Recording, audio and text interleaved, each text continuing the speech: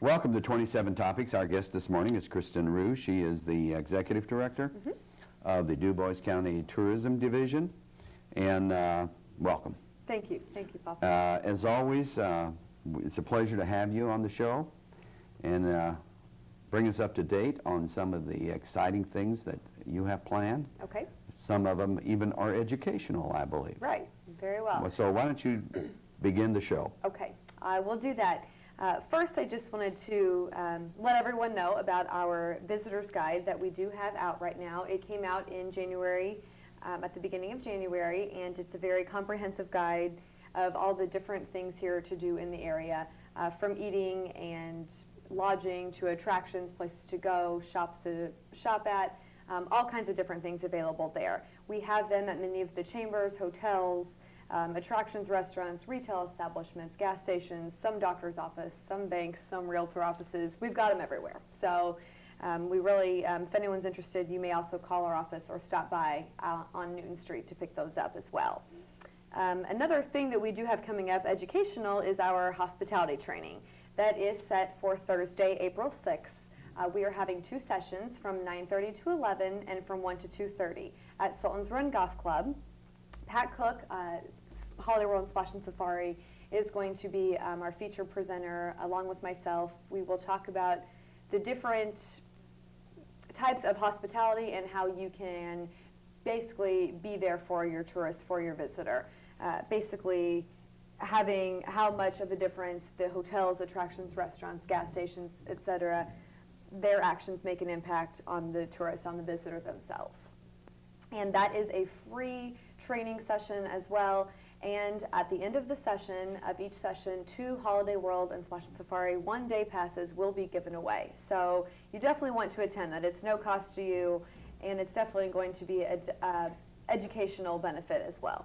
So we invite everyone to attend that who deals with the tourism industry, or even those who are just interested in attending a customer service training program. And there's a lot of new things at Holiday World. Those tickets are they're valuable. Valuable now, you know, so much new stuff. Sure, they're valuable, and we feel the training itself is just, it's going to be very valuable as well. We're very excited about it. It's going to be an interactive kind of session involving the audience as well. So we are excited about that. They do require RSVPs, and we're having RSVPs by April 4th. You may call into the office at 482-9115 if you wish to attend. So another thing coming up is our Spring 2006 FAM Tour. We hold this each year in conjunction with Daviess County and Orange County. It is basically where we invite tour operators from all over the nation, specifically the Midwest, to attend and to come see our attractions, our restaurants, our shops in our area, and to hopefully bring back their guests as well on a tour. We are holding this on Wednesday and Thursday, April 26th and 27th. And we have right now a full motor coach so far. So this is a great turnout. You never know, how many people you're going to get from sending out the invites, and we definitely have had an awesome response so far. So we're really looking forward to that, and in hopes that they will bring their tours back as well. So where all are this is to the tourism people. Sure. And these are sent to tour operators who bring back tours, and we are visiting quite a few places here in Dubois County, and then also in Daviess and Orange counties as well. It'll be a good experience for them to kind of see what the entire area as a region has to offer. Very good. And our Spring Tourism Luncheon, another event coming up, is Thursday, May 18th from 11:30 to 1 at Huntingburg Old Town Hall. We have this annual event each year. We invite members of the tourism industry, the media, and anyone else who is interested to attend. I give a basic summary of the accomplishments of tourism in the past year, introduce the board members, and then we have a featured speaker. This year's featured speaker is Mr. Terry Seitz, who was recently appointed to the Governor's Tourism Council as secretary of that council, and he will be talking about tourism in relation to the council, and then also some motivational speaking, kind of customer service training also as well during that session too. So it'll be sure to be a good crowd pleaser too, and just to sit back with your other tourism colleagues and relax, enjoy dinner or lunch, excuse me, and network with each other. Mm-hmm. So That will be $6.50 per person to attend, and that just covers the cost of your lunch. So that's what you're paying for. There will be door prizes given away there as well. And a couple other things, last but not least, Okay. are a few of our sporting events that we do have coming up. Dubois County Tourism has recently bid on a National Club Baseball Association regional tournament. This was the first of our bidding process, I guess, as we get into the sports marketing segment. So that will be held May 12th through the 14th at Huntingburg League Stadium, and we're very excited to have them here. We won that bid against Indianapolis, Toledo, Ohio, Columbus, Ohio, and a few others. So we're very excited to have them come here to our area. What does that involve? And that involves basically it is 4 teams, double elimination. We will be there doing just some different promotional things. We're hoping to work with those at League Stadium as well, and hopefully the Bombers to come up with some different plans to really entice the people to come there and to enjoy the tournament itself. So they will also bring in their visitors, their families, the teams that will be coming in as well. And League Stadium, what better place? Right. League Stadium, we figured that it'll be a great place for them to go to, and it's got history, and it's obviously one of our tourist attractions as well. Christine, I think that's just about takes up our time. All right. Okay. Well, thank you, Paul. I appreciate it. Appreciate it, and appreciating having you as our guest. Okay. Look forward to seeing you the first of next month. All right. Thank you. Welcome to 27 Topics. Our guest is Kristin Pryor from the Huntingburg Chamber of Commerce. She's the executive director. And today we're going to talk about a new project in Huntingburg. It is really a great project, and I think that, Kristin, 14th Street in Huntingburg will never be the same. No, it will not. Huntingburg is embarking on a new project, the Huntingburg Community and Convention Center. And we have a rendition of that here today. And if you'll notice, it does look like the old Southern Railway depot that used to stand close to our downtown area. That was torn down a few years ago, and we have such a close tie to the railroad and how it helped our community develop that we wanted to make it look like that. This is a picture of the original. And as you can see, it was a wooden structure. It had a beautiful, majestic tower in front. It was at a 45-degree angle, and we'll probably straighten that out a little bit just for architectural things that we had to work with. But the community center itself will be enormous. And some people think, well, maybe it's a little too big, but we found that this is about the size that we need it to be to address the needs of the community. And I have a floor plan here that I wanted to show everybody. The center is going to seat over 1,000 people in this main room, so that if there's a larger party for an employer, such as one of our larger companies or something, they can have a training session there, or a Christmas party, or some sort of employee gathering, and make sure that they have all their employees there at the same time. However, a lot of people aren't going to want to invite 1,000 people to their event, and so they may not need as big of a center. So what we have here is, if you can see the dotted lines, this can actually be divided into 3 different rooms. And this seats around 300, this one seats a little over 400, and this one seats 300. So we can kind of mix and match those different rooms, so no matter how big your party is, those people can seat comfortably. So if you have a party for 700 people, they can seat comfortably in here. And then you'll come in through the lobby, and the lobby itself will be 1 story, but the rendition shows this beautiful tower that was in the original, and that will provide natural light into that lobby so that people can really have a good feeling when they come into this. We want people to have a good feeling when they come into this area, because as they come, not only from Dubois County residents, but we hope from all over to visit our center for different events, they will know that we have done a great job with this, and it is something that our community can be proud of. And then, of course, we have small meeting rooms here that will seat about 75. So that would be for like Kiwanis or Optimists for their weekly meetings, or if somebody wants to have a small bridal shower or a baby shower or something like that, they can do that in that area. Now, we do have 2 kitchens up here. We will not be in the catering business. We will actually give a list of caterers to people that they can hire, and those caterers will be from this area. But these will be kitchens for them to do their prep work, and so each kitchen has access to the different rooms, so that, for example, if we did have 2 events going on at the same time, each of them would have a kitchen and a caterer that could serve them. And let's get this picture back up. Again, this is what we hope the community center will look like. The project will probably cost about $3.75 million, and that seems like a lot of money, but we're already 40% to our goal. The generosity of the Menke family and Styline Industries has given us $1 million, and we have talked to several businesses already, and like I said, those corporations are looking at it that this is going to be a center that they can use for their training and their community projects. So we've already raised over $1.5 million, and we just kicked it off a few weeks ago. So we're very excited about all of this, and we hope that everybody listening out there today will also be excited about it. And there are different levels that you can give at. You can give at $25 or whatever you want, and we will be happy to accept that. Any donation over $500 will include a name on a plaque that will be put in the lobby.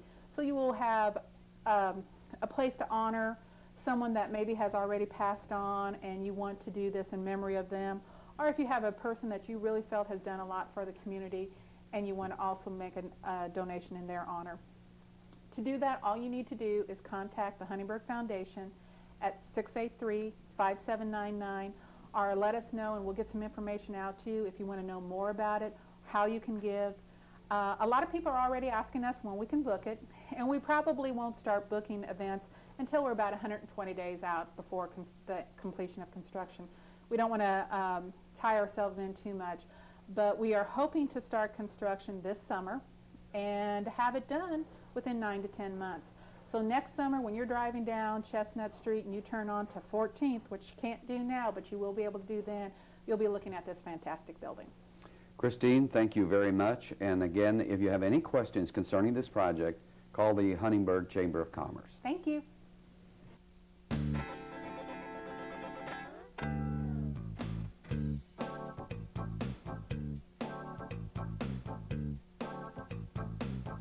If you or someone you know has a talent to showcase or an event to promote on 27 Topics, please contact this station.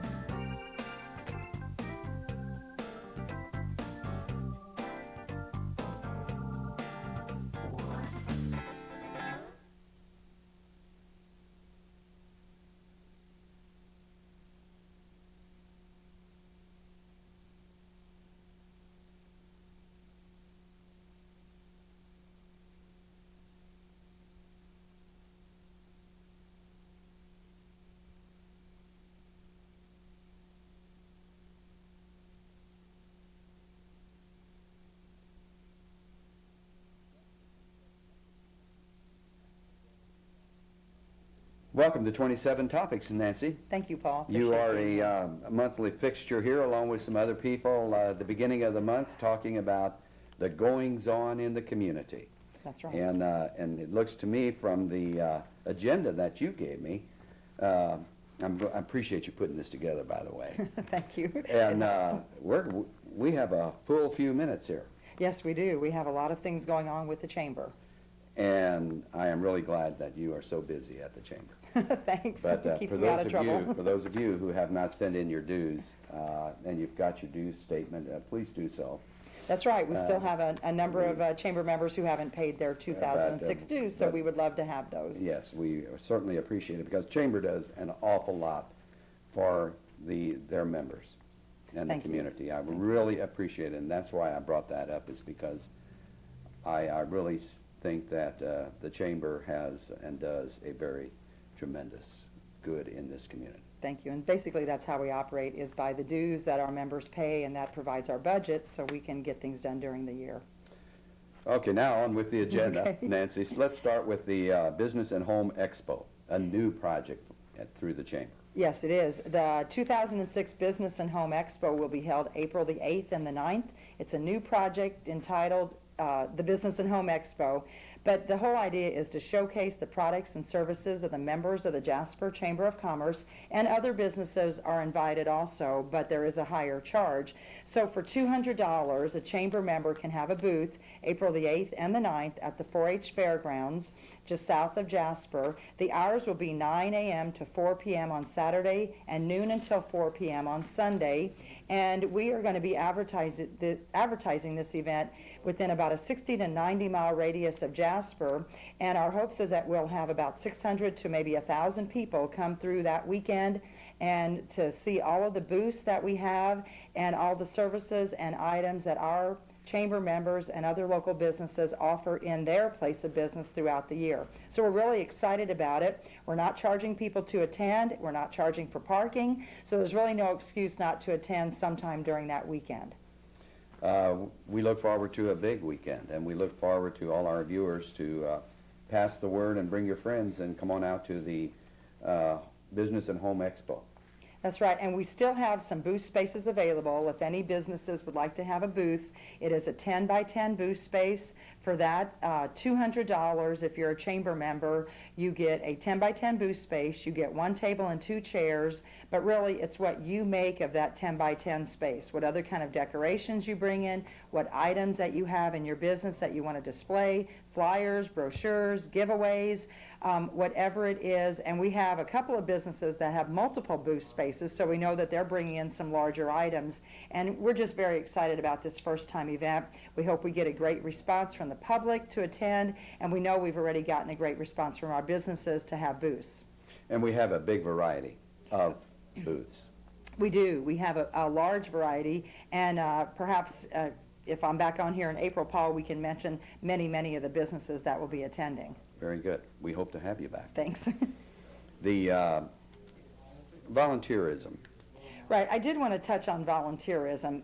Paul, you're one of our great volunteers at the Chamber. You've been a past president of the board, and we have many committees with the Chamber and many clubs, organizations in the community, the schools, just it seems like every aspect, the churches, the whole community benefits by volunteers. And without our wonderful volunteers in Jasper and Dubois County, we could not have the communities that we have here.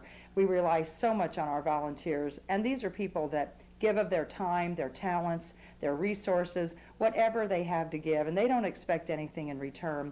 And I just want to publicly thank all of the volunteers who really give so much of themselves to make every project, every program successful and beneficial so that our communities are great places to live, to work, to raise a family, and many people are choosing to retire here also. So anyway, Paul, I just wanted to thank people for all of the time that they give throughout the year. Very good, and thank you for your time. Now, what do we have coming up here on March the 13th? Okay, March the 13th, we are having a special speaker. We're having a luncheon. It'll be held at the Jasper Inn from 11:30 until 1 o'clock. And our speaker will be talking about the ESGR. That's the Employer Support of the Guard and Reserve. And basically, there is a federal law that requires employers to do certain things for their employees who are members of the Guard and Reserve. But we know that there are employers in this area that go above and beyond that, and we also want to make sure that employers know what their duties are and how they can become involved in the ESGR. So we have Duke Ellington. He's Executive Director through the Office of the Secretary of Defense for this Committee of the Employer of the Support of the Guard and Reserve, and he'll be speaking and telling us all about that program, how your company can become involved. If you're a member of the Guard and Reserve, you're welcome to attend also, and maybe the place of business where you work could also become involved by having more information on this program. You just need to call the Chamber at 482-6866. You pay for your own lunch. There is no other charge to attend, but we felt like it was an important topic and very important to support our members of the Guard and the Reserve, of course, who are serving now to protect our country and just to protect our rights. Nancy, it's interesting that we talk about that today because last May we had one of our employees go to the Guards, and then his term was extended a little bit, and today he came home. So we are really looking forward to having our Guardsmen home. Oh, that's great. Yeah. That's wonderful. So, but there is, we did miss him from the time he left to now, but we understand the importance of the Guard and the Reserves. Yes, and I think it's become more important through the war on terrorism. Yes. So anyway, any companies, any individuals that would like to come, some of the companies that are already involved will probably be having a little bit of an award ceremony for them too. Nancy, the time flies fast when you have a few minutes, and but can you kind of wrap up with what's available at the Chamber? Okay, we are a great resource for maps, city maps, county maps, chamber fact books, which really is a directory, tells you all about Jasper, about the schools, the religion, the community, the arts program, the city government, just everything about Jasper's in those books. They're available for no charge, as are the maps of Dubois and Dubois County and Jasper. We also have phone books. We distribute literally hundreds and hundreds of those throughout the year. And then we also have some souvenir items. We have some books that are published by local people that people can give as gifts or whatever. We also have some ceramic items, and people like to pick up these little things just to give us little gifts. So, Paul, we're a tremendous resource of many things. List, books, maps, you name it, and if we don't have it at the chamber, we'll direct you on how to get those items. And if you want to start a business, Definitely, we have informational packets on how to start a business, how to write a business plan. It's a different day and age anymore. You need to have a good, solid business plan before you ever approach the bank for money. So please come in. We'll direct you on how to write a business plan. We'll help you getting involved in the Small Business Development Center so that if you do start a business that you are successful, because it's very important to do your homework first. Nancy, thank you for being our guest on 27 Topics. Thank you, Paul. I appreciate being here. My name is Paul Knies, and this is an editorial for 27 WJTS TV on the Dubois County Time. There has been an abundance of opinions brought to the forefront from the public concerning clock time for Dubois County. As it is set now, on April the 2nd, Dubois County will move to the Central Time Zone and Central Daylight Time. What this means is that we will not move our clocks. Then on the last Sunday of October, we will set our clocks back 1 hour to Central Standard Time. What this means is that beginning April the 2nd of this year, Dubois County will be 1 hour behind the time of our state capital, Indianapolis, and our neighbors to the east from French Lick in Orange County and Patoka Lake in Crawford County to Louisville, Kentucky. We will now always be 1 hour behind or slower than those areas. Why? Because 2 of our county elected officials voted to do so. They had a planned phone-in survey to a phone number at the courthouse. This indicated most people wanted Central Time, and a local area media also accepted votes on the internet. At all of the meetings I attended, these figures were used as one of the bases for their decision. This is unscientific research, and I would suggest this information not be used in their decision. Back in the mid-70s, the issue of time came up for discussion in the state legislature, and I asked our legislator at that time if our company conducted a phone-in survey, would he use the results to make his point, and he did so. We gathered the names of the callers, their city and phone numbers along with comments, and with survey in hand, was brought up for discussion by our legislator. The survey, being unscientific, was rejected and could not be used. For this same reason, the survey our commissioners are using in their decision should be rejected. The Department of Transportation says that the time zone observance should be based on commerce. Dubois County is a commerce center where the majority of the manufacturing firms, our employers, the mayors of Jasper and Huntingburg, the chambers of commerce in Jasper and Huntingburg, 2 school corporations, and others who prefer operating in Eastern Time. I feel as individuals, you may have a time preference, but if the company you work for says they prefer their business to operate in the Eastern Time Zone for the convenience of doing business plus additional reasons, as an employee, you should support your employer. This support is good for you, is good for the growth and well-being of the company you work for, and the well-being and growth of your community and county. 2 of our commissioners say they want to see what the other counties do and are saying they want the region to stay together. Those neighboring counties are all waiting to see what Dubois County is actually going to do. Please note, those counties in question will come together as one region with Dubois for Eastern Time only when our elected county officials accept the request of commerce in Dubois County.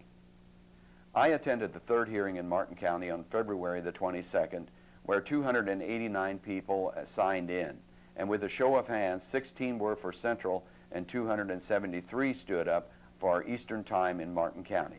Of the 26 who spoke, 23 were for Eastern Time. Wednesday, March the 8th at 6:30 p.m., the Daviess County Commissioners will hold a public hearing on the time issue.